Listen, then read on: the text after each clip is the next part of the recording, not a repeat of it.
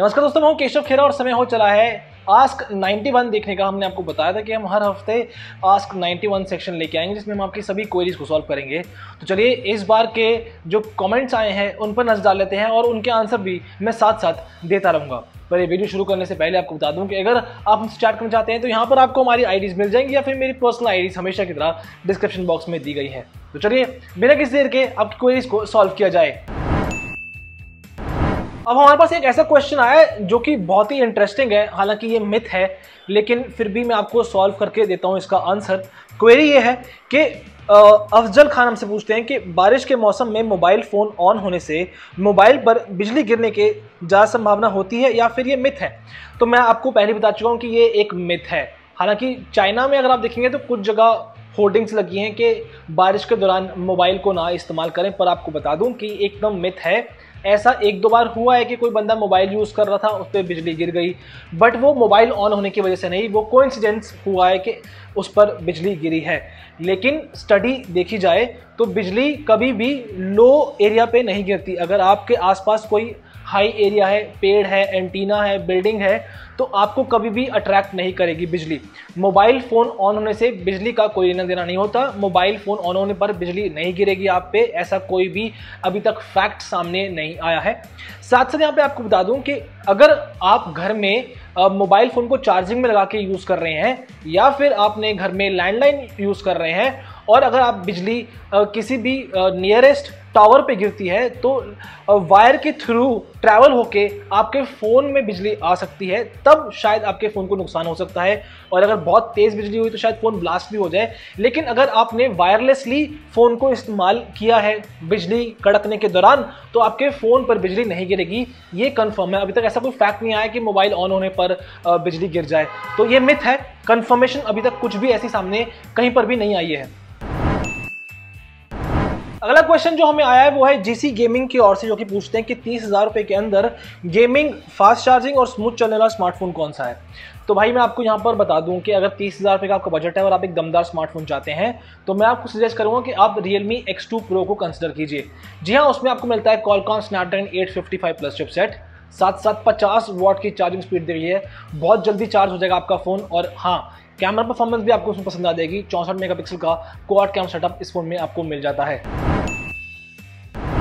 पिछली बार के हमारे वीडियो में सिमरती प्रीत कौर ने हमें लिखा है, हालांकि क्वेश्चन पढ़ेंगे तो नाम कुछ और दिया है। I am Vishal from JNK and want to ask one question. Pixels phone में अनलिमिटेड फोटो स्टोरेज है, वो क्या सिस्टम है और ये दूसरे फोन्स में क्यों नहीं हो सकता।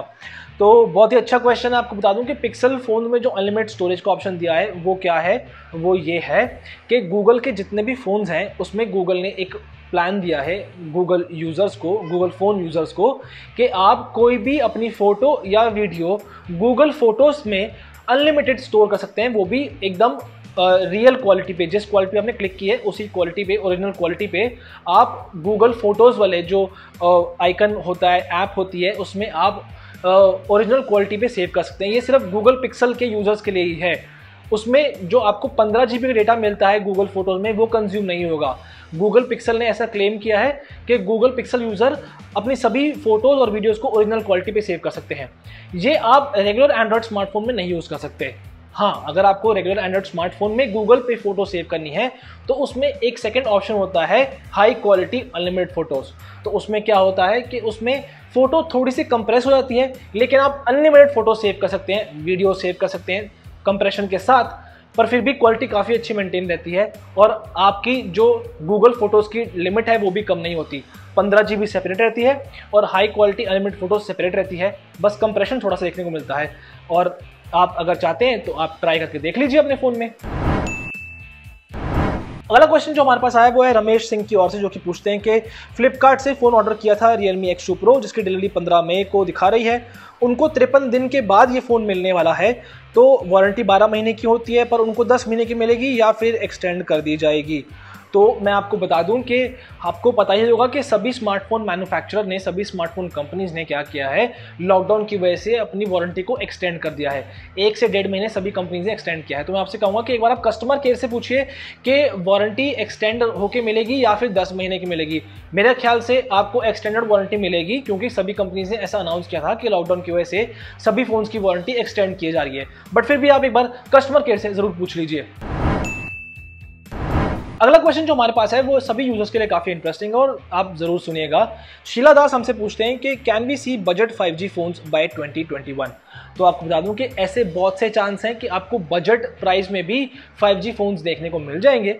आपने देख ही लिया कि 2020 के शुरुआत में ही 30 से 40 हज़ार के बजट में 5G फोन्स ऑलरेडी आ चुके हैं और Qualcomm Snapdragon 765 चिपसेट वाले स्मार्टफोन भी कुछ समय में इंडिया में आ जाएंगे, जो कि लगभग 25-30 हज़ार रुपये के आसपास लॉन्च किए जाएंगे। यानी 2020 में ही 25-30 के आसपास जब 5G फोन्स मिलना शुरू हो रहे हैं, तो 2021 में तो डेफिनेटली 15 से 20 के रेंज में भी आपको 5G फोन्स देखने को मिल जाएंगे। ज्योति प्रकाश हमसे पूछते हैं कि वो लॉकडाउन के बाद Realme C3 बाय करना चाहते हैं, तो क्या उन्हें Narzo 10A का वेट करना चाहिए। तो मैं आपको बता दूं कि बिल्कुल आप लॉकडाउन तक तो रुक जाइए, मत खरीदिए। मेरा ये सजेशन है, Narzo 10A का वेट कर लीजिए, क्योंकि Narzo 10A काफ़ी धमाकेदार स्मार्टफोन हो सकता है। काफ़ी अच्छे स्पेक्स हैं उसके जो अब तक लीक के हिसाब से सामने आए हैं। अगर आपके पास अभी फिलहाल कोई फ़ोन नहीं है तो उस केस में तो आप Realme C3 कंसिडर कर लीजिए। लेकिन अगर आप वेट कर सकते हैं तो मैं ये कहूँगा कि प्लीज़ वेट कीजिए। Narzo 10 एक अच्छा स्मार्टफोन साबित हो सकता है और जैसे ही फ़ोन आएगा मैं दोनों का आपको कंपैरिजन दिखा दूंगा, आप अपने हिसाब से चूज़ भी कर पाएंगे। इस Ask 91 सेक्शन में हमें एक और क्वेश्चन मिला है, वो है विजय एजे की ओर से, जो कि पूछते हैं कि कौन सी जगह पर फिंगरप्रिंट सेंसर बेस्ट होता है, रेयर पे, बैक पैनल पर, इन डिस्प्ले पे या फिर साइड माउंटेड।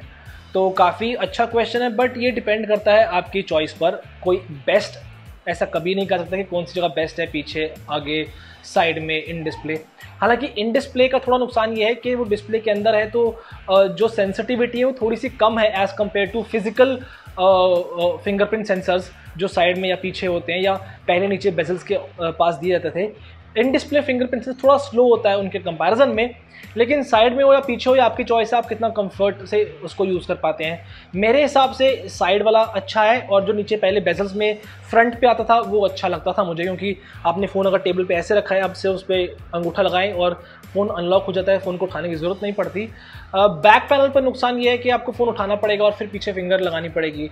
साइड में बेनिफिट ये है कि फ़ोन को उठाएंगे, लॉक बटन को दबाते ही अनलॉक हो जाएगा। तो एक जो प्रोसेस है लॉक बटन को दबा के फिंगरप्रिंट लगाना या पासवर्ड डालना, वो प्रोसेस थोड़ा सा हल्का होता है। पर बेस्ट कौन सा है वो आपको खुद डिसाइड करना पड़ेगा। मुझे जो अच्छा लगता था वो ये था कि जब नीचे बेजल होते थे और फ्रंट में फिंगरप्रिंट सेंसर होता था। नेक्स्ट क्वेश्चन जो कि मैं आपको बताने वाला हूँ वो है संजय घोष की ओर से, जो कि मुझसे पूछते हैं कि सर मुझे स्नैपड्रैगन 865 प्रोसेसर वाला मोबाइल चाहिए जो कम से कम 3 साल चल जाए, कौन सा अच्छा फ़ोन रहेगा कम प्राइस में। तो आपको बता दूं कि कम प्राइस में अगर 865 चिपसेट वाला स्मार्टफोन चाहते हैं तो आप iQOO 3 को कंसिडर कर सकते हैं। आपने यहाँ पे लिखा कि आपको कैमरा और परफॉर्मेंस के लिए चाहिए, नो गेमिंग, पर 865 में तो गेमिंग अच्छी खेल पाएंगे एनीवे आप, पर अगर आपको कैमरा और परफॉर्मेंस के लिए चाहिए तो iQOO 3 को कंसिडर कीजिए। कम बजट में 865 चिपसेट के साथ आता है, साथ साथ कैमरा जो है इसका मुझे X50 Pro के मुकाबले थोड़ा बेटर लगा। मैंने कंपैरिजन भी किया था, अगर आपको वीडियो देखना है तो हमारे चैनल पे वो आपको वीडियो मिल जाएगा। अब वहाँ पे X50 Pro और iQOO 3 का कैमरा कंपैरिजन देख पाएंगे। तो अगर बजट कम है और आप 865 चिपसेट वाला स्मार्टफोन चाहते हैं तो iQOO 3 ले लीजिए। इस सेगमेंट का लास्ट क्वेश्चन है शुंभ सिंह राठौड़ की ओर से। वाह जी वाह, राउडी राठौड़, क्या नाम है आपका, वाह पसंद आ गया मुझे। सर Redmi Note 9 इंडिया में क्या अंडर 10K के आएगा। तो आपको बता दूं कि Redmi Note 9 जो है वो 10,000 के अंदर तो नहीं आएगा, ऐसे भी तो कोई कंफर्मेशन नहीं है। अगर आप Note 8 को भी देखेंगे तो वो भी लगभग 10,000 रुपये के आसपास मिलता है, 10,000 के अंदर नहीं आता है। तो ऐसे में यहाँ कहूँगा कि 10 के ऊपर ही जाएगा, 11 या 12 के आसपास जाएगा। हो सकता है कि कंपनी शायद कोई एकदम सरप्राइज दे, 10 के अंदर कर दे, पर जिस हिसाब से GST प्राइस बढ़े तो वो 10 के ऊपर ही रहेगा। 10 के अंदर जाने के तो कम चांस लग रहे हैं, पर लॉन्च का वेट करते हैं, देखते हैं कि क्या होता है। तो ये थे आज के आस्क 91 सेगमेंट के सभी आंसर्स। आई होप जिन लोगों ने अपने क्वेश्चंस पुट किए थे उनकी क्वेरी सॉल्व हो गई होगी, पर फिर भी अगर आपको कोई क्वेरी है तो कमेंट बॉक्स में लिख दीजिए और आप अपने नई क्वेरीज भी डाल सकते हैं ताकि हम अगले आस्क 91 सेक्शन में डालें। प्लीज़ अच्छे अच्छे कॉमेंट्स जैसे आप करते आए हैं अभी दोबारा से वैसे ही कीजिएगा, हमें अच्छा लगता है आपकी सभी क्वेरीज को सॉल्व करना। पर एनीवे कैसा लगा आपको वीडियो प्लीज़ कमेंट बॉक्स में लिख के बताएं और हमेशा की तरह वीडियो पसंद आए तो लाइक करें, शेयर करें और हमारे चैनल को सब्सक्राइब करना बिल्कुल ना भूलें। Until then this is Keshav Khera signing of.